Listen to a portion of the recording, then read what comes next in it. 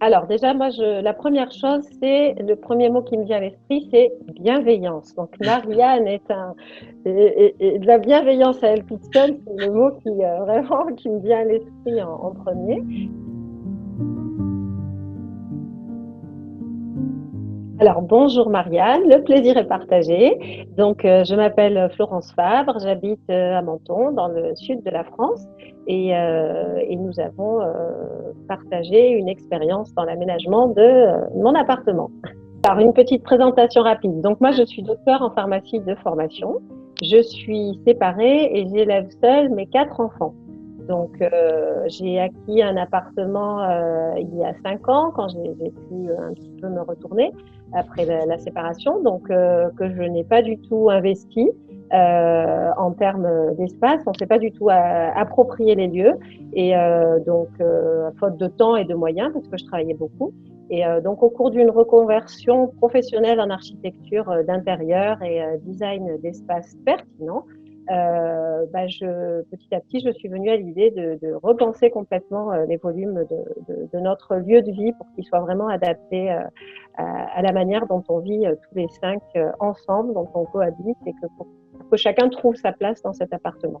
Mm, mm. Voilà, super. Donc, maman solo avec 4 enfants. 2 chats et un chien. Voilà, en plus. Donc, il ne faut pas oublier les compagnons. Alors, Florence, pourquoi est-ce que tu as souhaité suivre le programme donc avec moi, mon intérieur, mon havre de paix? Quel objectif tu souhaitais atteindre? On a un petit visiteur là, tu vois, qui vient nous dire bonjour. Oh, avec plaisir. Alors, en fait, l'accompagnement, tout simplement, comme je te l'expliquais, j'ai entamé une reconversion d'architecture d'intérieur. Donc, j'ai acquis un certain nombre de données techniques me permettant de rénover mon appartement. Alors, il faut expliquer quand même que cet appartement, on était arrivé à un stade de vie dans cet appartement on était au bord du burn-out familial au niveau de notre habitation. Donc, tu parles beaucoup de l'empilement des microstress. Donc, notre quotidien n'était plus qu'un empilement de microstress. Donc, là, clairement, c'était la tour de Pise, en fait. Donc, c'était devenu très compliqué. Personne n'avait vraiment sa place. Tout le monde occupait un peu les espaces de tout le monde. La maison elle-même nous a fait sentir que ça ne pouvait plus durer parce qu'il y avait beaucoup d'humidité. Voilà, la circulation d'air se faisait très mal. Donc, moi, j'avais abandonné la lutte contre les moisissures, contre les murs, parce qu'à un moment donné, c'était plus gérable, et on ne pouvait pas continuer comme ça. Donc, c'était soit déménager, soit reprendre en main vraiment de A à Z l'occupation de cet espace. Donc moi, j'avais acquis les compétences techniques déjà en termes d'architecture d'intérieur, mais il manquait le petit truc pour que vraiment on se sente chez nous dans cet intérieur, et pour arriver à faire le choix entre les différentes options que j'avais identifiées pour réaménager cet espace. D'accord. Et donc, qu'est-ce qui a fait que tu as fait le choix donc, de cet accompagnement? Qu'est-ce qui t'a parlé finalement dans l'approche?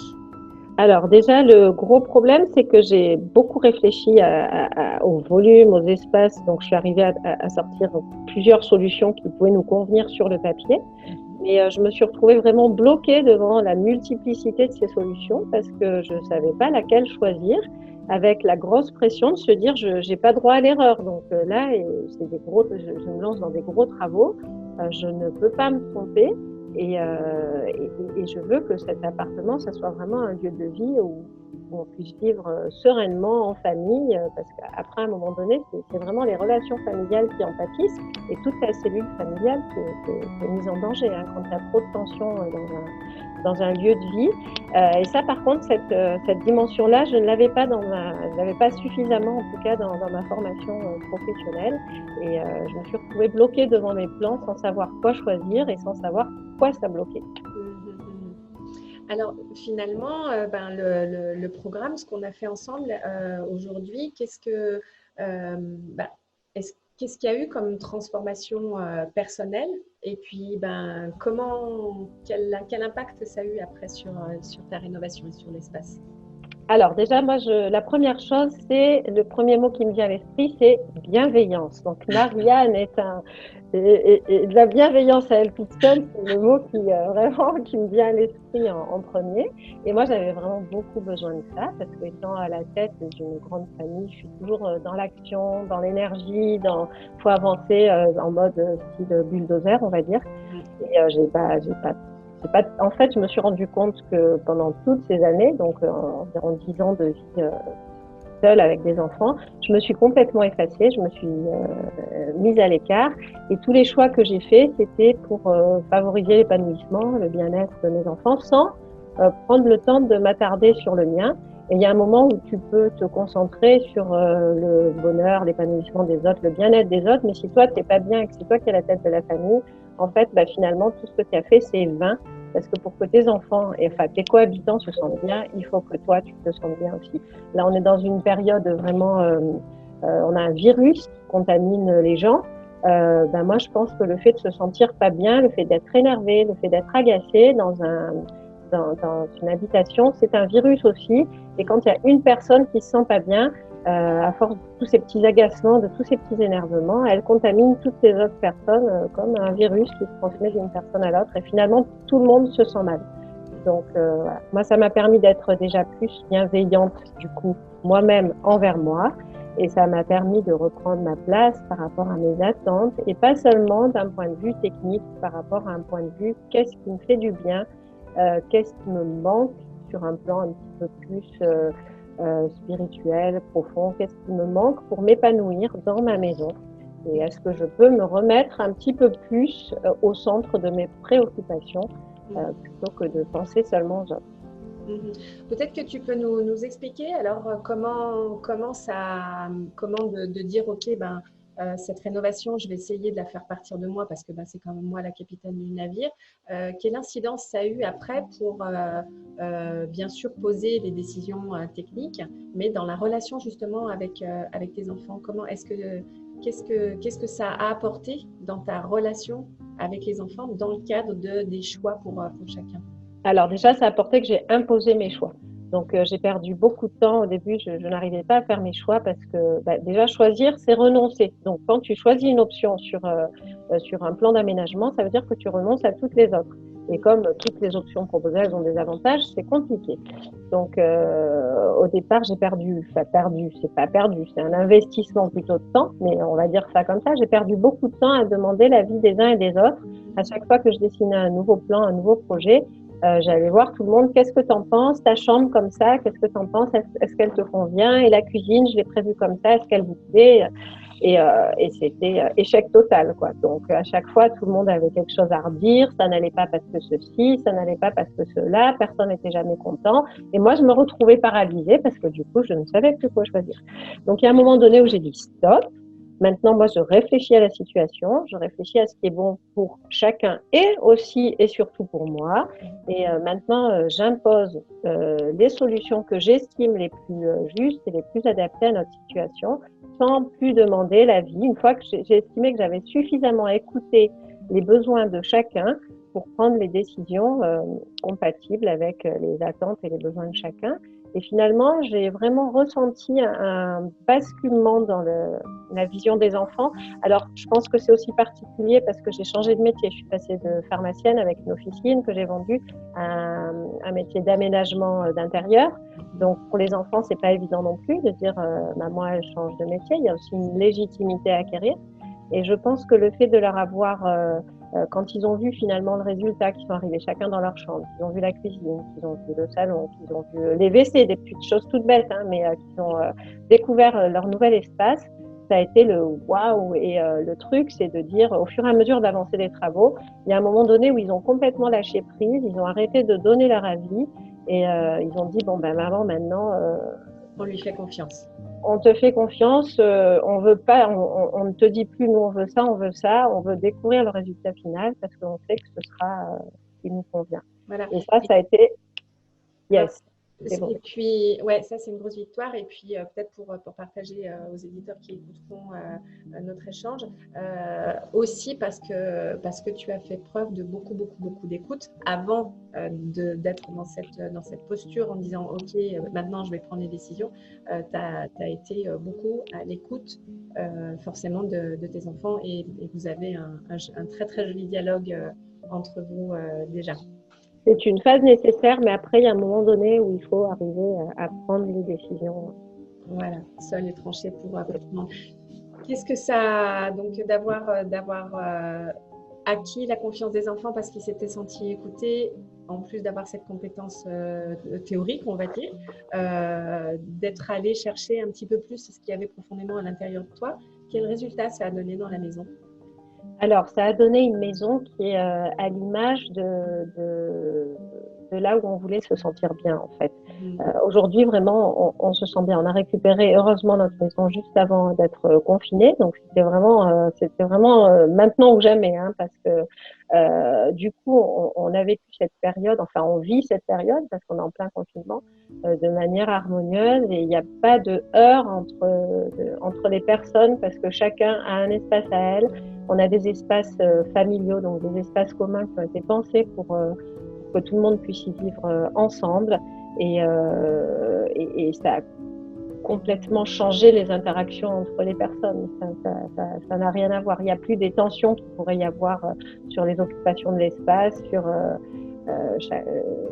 chacun est chez soi et chacun vit ensemble à la fois. Ouais. Ce qui fait qu'aujourd'hui, ta maison, comment tu la voyais avant, comment tu la vois aujourd'hui? Alors avant, je la voyais vraiment comme une source de stress ingérable parce que là, on n'en pouvait plus. Alors moi, de par mes études, j'ai fait quand même un petit peu de biophysique et je me suis rendu compte qu'il y a plein de choses en fait dans l'entretien, enfin dans le fait de mener une maison qui se rapportent aux lois de la biophysique. C'est un exemple, c'est la nature a horreur du vide. Quand tu as un espace que tu vas commencer à mettre un petit peu de bazar, un ou deux objets qui ne sont pas vraiment à leur place, qui traînent, ça va vite devenir exponentiel. Donc ça, c'est la première règle. C'est la nature a horreur du vide, donc c'est la loi de l'entropie en biophysique. Donc on va tendance à avoir à rajouter du bazar sur le bazar. Donc le but, c'est déjà qu'il n'y en ait pas au départ, comme ça on sera moins tenté d'en rajouter. Et la deuxième règle, c'est qu'une fois que le système a atteint un certain niveau, on ne peut plus revenir en arrière parce que ça va demander trop d'énergie pour récupérer un niveau acceptable d'ordre, de ménage, d'entretien. Et une fois qu'on a dépassé ce niveau seuil où on a tellement accumulé, où on a tellement de bazar, où on se sent tellement pas bien, on se sent tellement étouffé, on n'arrive plus au quotidien à gérer parce que c'est trop, ça va demander trop d'énergie de revenir à un niveau acceptable. Alors que si au départ on pense tout l'espace pour qu'il soit fonctionnel, pour avoir le moins de gestes à faire possible, mettons pour ranger ta cuillère une fois que tu as fini devant. Tout ça, une fois que tu as bien réfléchi à tous ces petits gestes, c'est tellement instinctif, c'est tellement facile que tu n'arrives plus à ce stade de bazar que tu n'arrives plus à gérer. C'est ça le but, c'est d'arriver à trouver comment ne pas arriver à un stade que tu n'arrives plus à gérer ou tu es dépassé et Et aujourd'hui? Aujourd'hui, chaque jour, je me félicite. Aujourd'hui, voilà, je me sens dans ma maison, je me sens comme dans un refuge, comme protégée. C'est plus un lieu qui nous porte et qui nous soutient, qui nous ressource. C'est vraiment le contraire de ce que c'était avant. Il y a vraiment un avant et un après, sachant que la période pour y arriver, c'est aussi un cheminement où on cherche en soi ce qui ne va pas. C'est vraiment le reflet, je pense, les murs qui nous entourent, les murs dans lesquels on vit, c'est vraiment le reflet de ce qui se passe à l'intérieur. Donc ça mérite qu'on s'y attarde et qu'on prenne le temps de réfléchir vraiment à ce qui ne va pas, mais déjà au fond de soi avant de voir ce qui ne va pas dans sa maison. Au final, qu'est-ce que tu dirais à quelqu'un qui hésiterait à se faire accompagner? Alors, je disais, si déjà vous avez fait la démarche de rechercher des solutions, c'est que ça va pas, c'est que vous ne vous sentez pas bien chez vous, c'est que alors, vous avez peut-être déjà essayé plein de choses, vous avez peut-être tâtonné, vous avez peut-être, mais finalement, au bout du compte, si vous êtes toujours en recherche, c'est que vous n'avez pas trouvé la solution. Donc là, moi, je pense que si on fait toujours, si on fait toujours les mêmes choses, on a toujours les mêmes résultats. Donc ça paraît bête à dire, mais peut-être qu'il faut, à un moment donné, on peut essayer une solution différente. Et ça, c'est une approche un peu différente dans la mesure où on va écouter les ressentis, on va plus s'attarder. Donc il y a des petits rituels qu'on met en place au début de chaque séance d'accompagnement. Déjà, c'est un accompagnement qui est 500% personnalisé parce que l'accompagnement d'une personne à l'autre est forcément différent. Et le fait, moi, au départ, de mettre ces petits rituels en place qu'on fait avant le démarrage vraiment des questions sur l'espace, sur les couleurs, sur les ambiances, tout ça, ça m'a fait du bien parce que même à la fin de notre accompagnement, c'est des habitudes que j'ai gardées pour moi qui font du bien et que j'ai gardées j'ai gardé même une fois qu'on avait terminé qu'on avait atteint l'objectif qu'on s'était